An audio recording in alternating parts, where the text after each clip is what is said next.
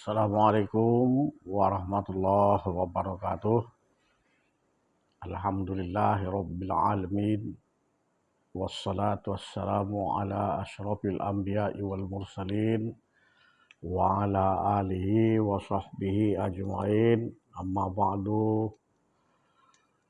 Bapak-bapak, ibu-ibu, para pemirsa yang saya hormati. Marilah kita bersyukur kepada Allah Subhanahu wa taala atas nikmat yang diberikan kepada kita sehingga kita dapat untuk bertemu dalam masalah yang menyangkut kuliah keagamaan kita. Selawat dan salam kepada Nabi kita Muhammad sallallahu alaihi wasallam. Allahumma sholli ala sayyidina Muhammad wa ala ali sayyidina Muhammad. Semoga kita dengan banyak berselawat kepada beliau, kiranya kita menjadi penduduk surga Jannatul Naim. Amin ya rabbal alamin. Selanjutnya, materi kita pada kesempatan ini adalah membahas syukur dan sabar adalah dua pakaian kaum muslimin. Atau juga sabar dan syukur, dua pakaian yang mesti dipakai oleh kaum muslimin. Pertama, dalam Islam itu ada yang disebut konsep sabar. Sabar itu sebetulnya artinya yang pertama sabar atas musibah yang menimpa kita. Jadi konsep ini diberikan dalam Islam karena tidak semua yang kita inginkan itu dapat tercapai. Kadang kita mencita-citakan A, dapat B. Kadang kita mencita-citakan hal-hal yang sangat kita inginkan tetapi tidak diperoleh sebagaimana yang diharapkan. Dalam kondisi seperti itu bisa menimbulkan kekecewaan kaum muslimin. Jikalau dia tidak memakai sabar yang ada dalam Islam. Bahkan sampai muncul kekecewaan kepada depresi, stres. Mengapalah aku tidak capai yang kuinginkan begini-begini itu. Padahal memang tidak semua yang kita inginkan itu diperoleh. Sering tidak diperoleh menurut yang kita inginkan. Maka dalam Islam ada yang disebut dengan sabar itu. Artinya, kalau kita tidak peroleh apa yang kita inginkan, maka sabarlah yang perlu kita pakai sebagai pakaian. Dengan cara berpikir bahwa yang kita tidak peroleh itu nampaknya itu yang terbaik untuk kita. Karena Allah lah yang paling tahu mana yang cocok untuk kita. Jika kita menginginkan A lalu tidak dapat A, lalu Allah yang menentukan seperti itu, kita perlu yakin dalam ilmu Allah mungkin itu tidak cocok untuk kita. Maka kita pun perlu bersikap sabar tentang itu. Artinya pandanglah itu sebagai sesuatu mungkin permintaan yang tertunda. Jadi dalam Islam ini sabar itu juga kaitannya dengan akidah. Bahwa kalau umpamanya kita tidak memperoleh yang kita inginkan adalah agama kita. Asa antakrohu syai'an wa huwa khairul lakum. Itu artinya begini. Banyak sekali yang kamu tidak inginkan atau yang kamu benci, tapi itu yang cocok untuk kamu.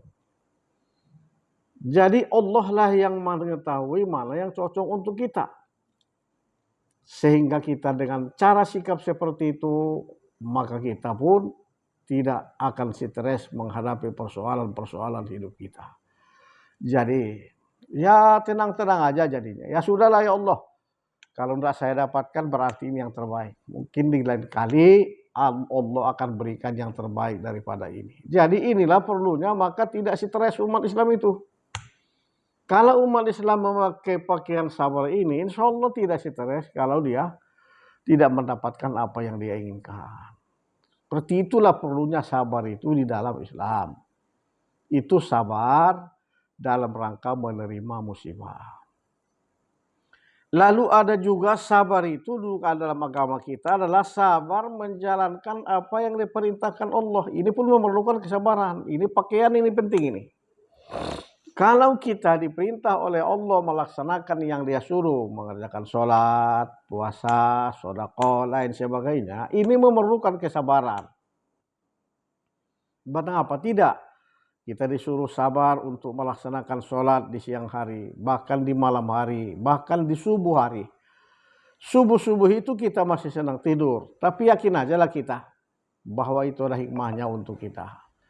Nah, melaksanakan yang seperti ini pun memerlukan kesabaran.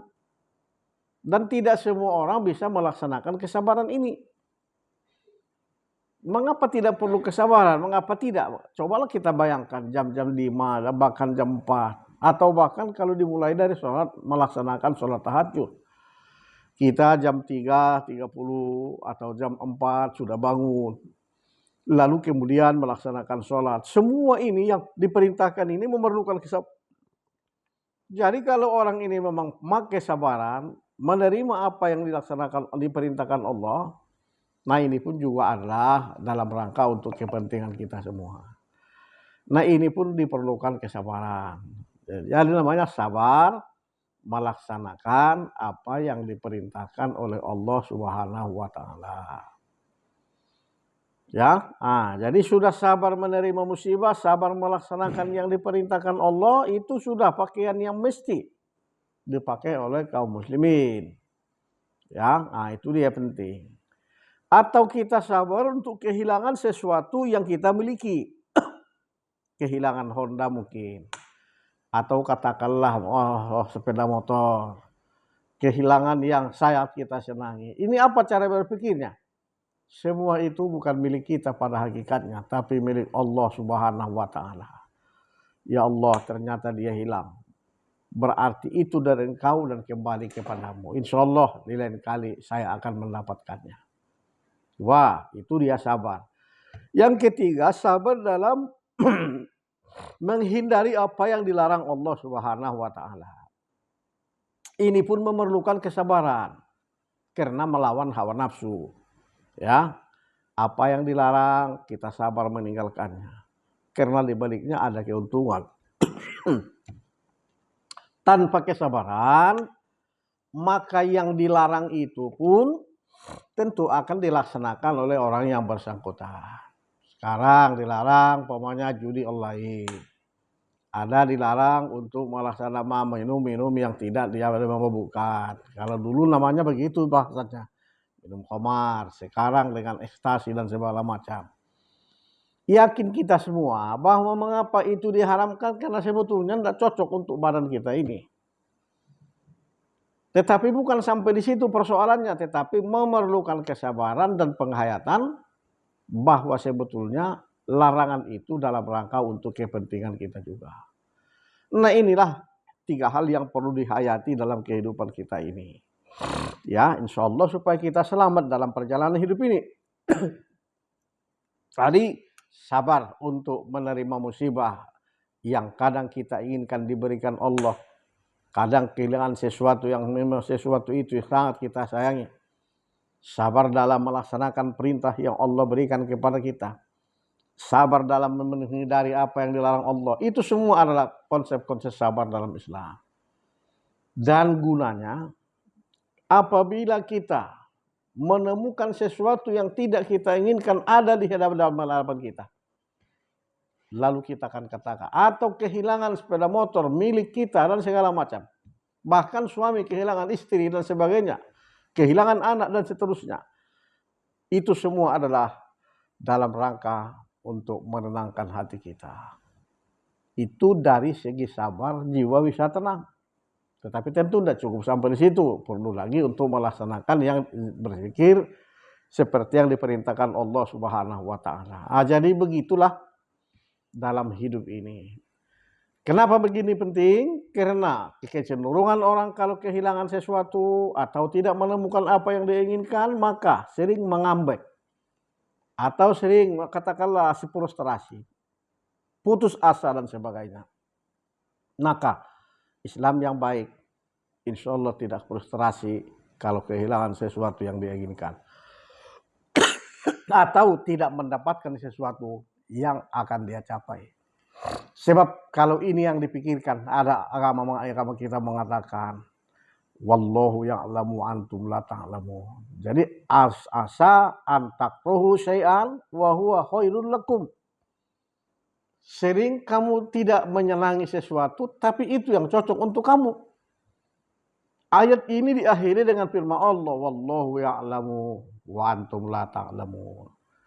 Sesungguhnya Allah lah yang tahu mana yang cocok untuk kamu, sementara kamu belum sampai dan tidak mengetahui itu. Jadi dipasrahkan kepada Allah, mungkin ini tidak saya peroleh karena tidak cocok untuk saya, akan mengakibatkan saya jadi celaka. Maka berarti ada di balik ini hikmah yang harus saya terima dari keputusan Allah Subhanahu wa Ta'ala. Itulah pakaian sabar yang perlu untuk dilaksanakan. Yang kedua ada namanya pakaian syukur, sabar dan syukur. Kalau syukur itu adalah kita menerima nikmat, sering kita lupa dengan nikmat itu. Banyak orang lalai, lengah dengan nikmat yang dia peroleh, ya kan? Itu yang sering. Namanya terlena dengan nikmat-nikmat yang Allah berikan kepadanya.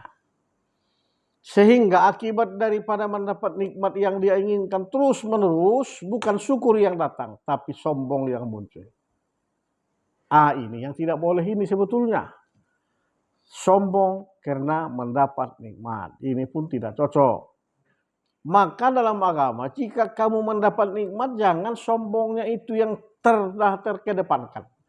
Tapi menyadari bahwa nikmat itu adalah dari Allah yang perlu disyukuri. Disyukuri artinya untuk dipergunakan kepada apa yang diinginkan dalam ajaran agama kita.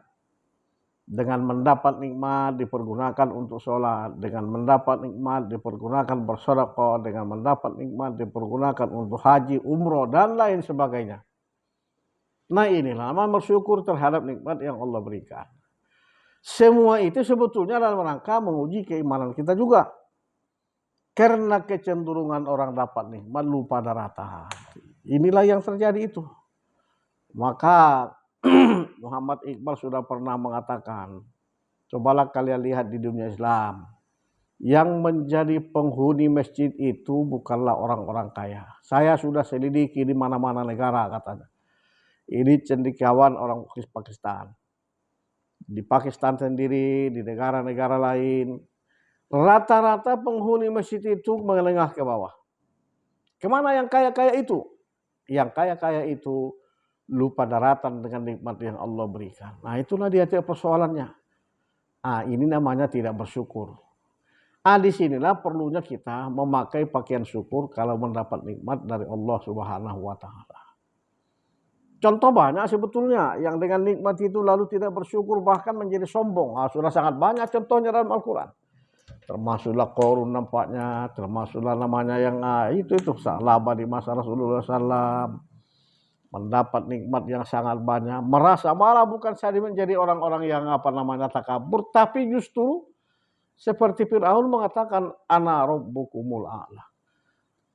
Sayalah Tuhan kalian yang agung itu. Apalagi yang kalian kurang dari saya itu. Itu sudah luar biasa kesombongannya itu. Dari mana sumber kesombongannya? Dari nikmat yang Allah berikan. Padahal di dunia kita ini, hidup ini, antara nikmat dan dan musibah.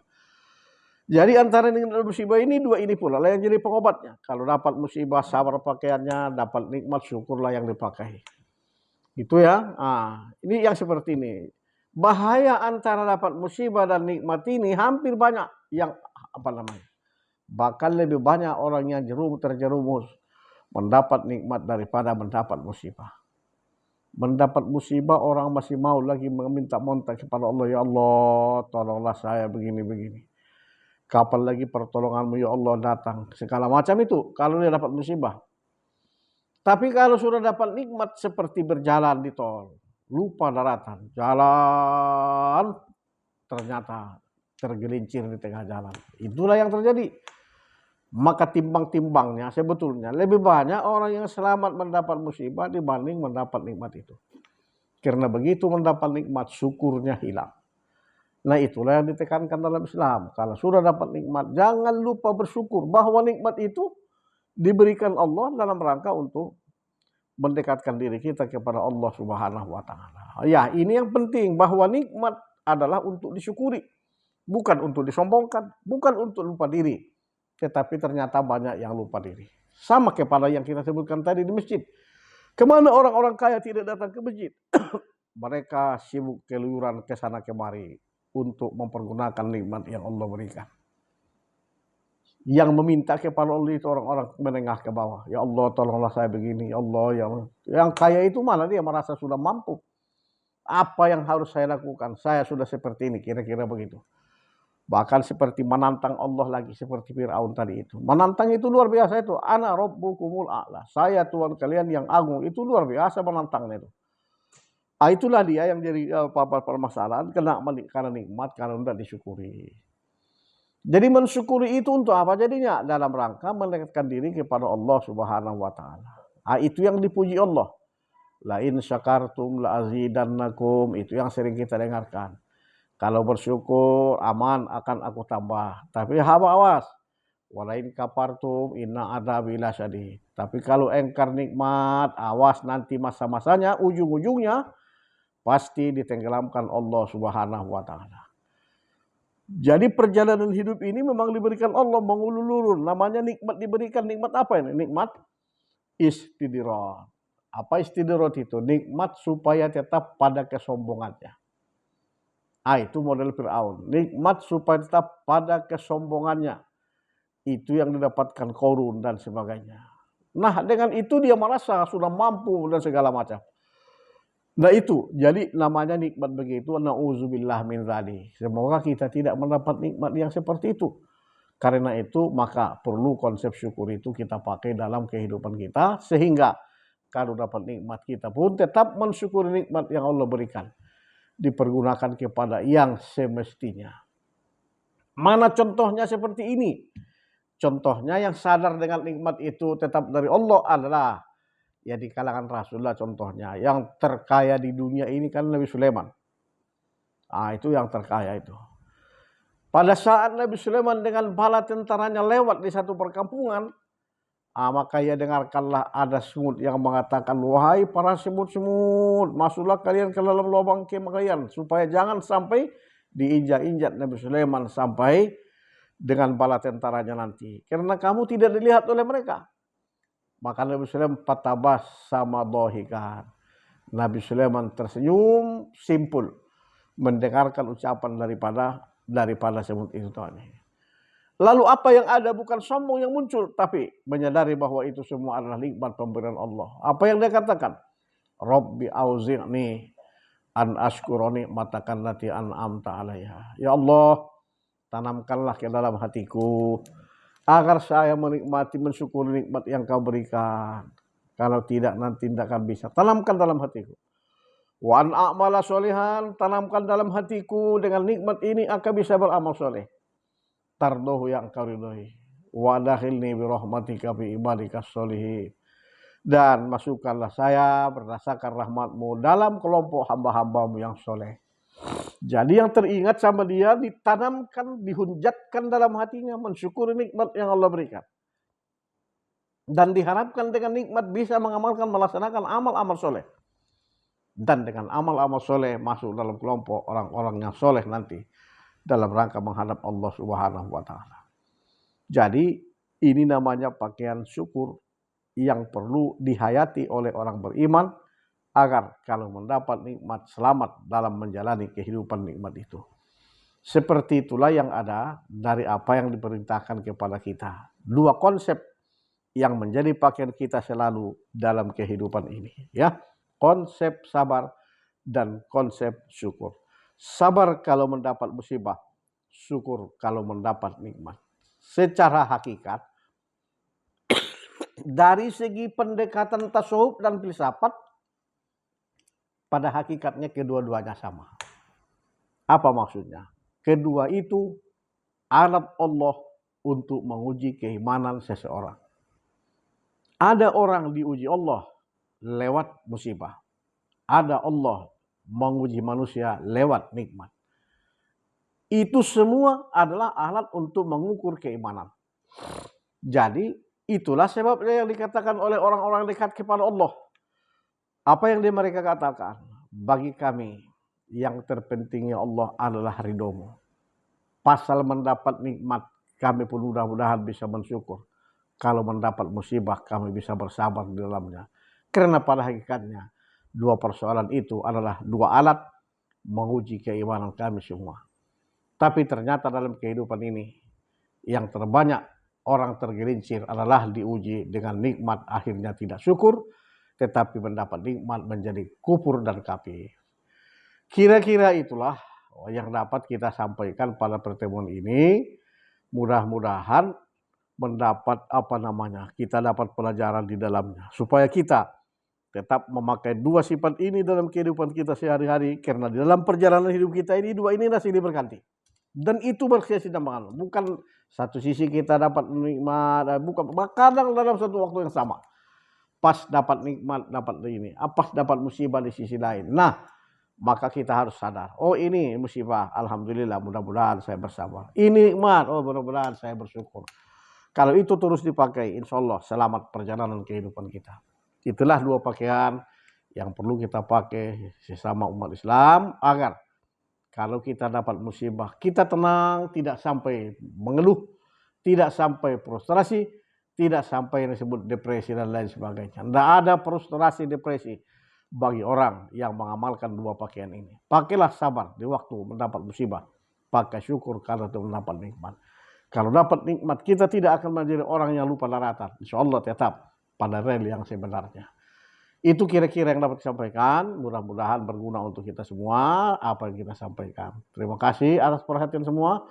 Assalamualaikum warahmatullahi wabarakatuh.